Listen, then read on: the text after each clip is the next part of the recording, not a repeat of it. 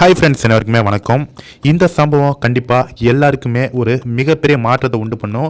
கண்டிப்பாக இந்த வீடியோ பார்க்குறவங்க ஒரு ஷேர் மட்டும் பண்ணிடுங்க.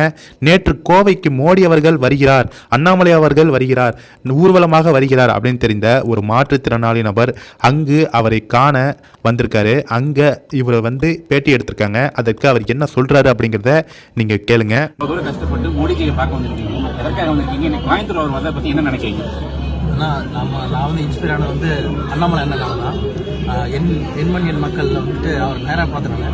அப்போது மோடிஜி வர இருந்ததுன்னா எப்படியாவது நேரம் பார்த்தோம்னு உங்களுடைய அந்த கண்களே தெரியுது, எவ்வளோ பாசம் இருக்கு எல்லாமே தெரியுது.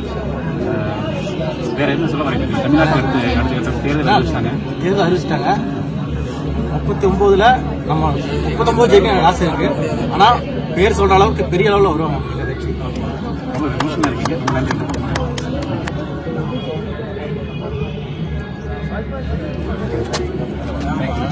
நேற்று அதே கோவையில் பாஜக தலைவர் அண்ணாமலை அவர்கள் ரோட்டில் சென்று கொண்டிருக்கும் பொழுது அங்க மோடி அவர்களையும் அண்ணாமலை அவர்களையும் காண காத்திருக்கும் கூட்டத்தில் ஒரு மழலை குழந்தை அண்ணாமலையானான்ட்டு அவங்க அந்த குழந்தை கத்துது. அதன் பிறகு அண்ணாமலை அவர்கள் என்ன பண்றாரு அப்படிங்கிறத நீங்களே பாருங்க.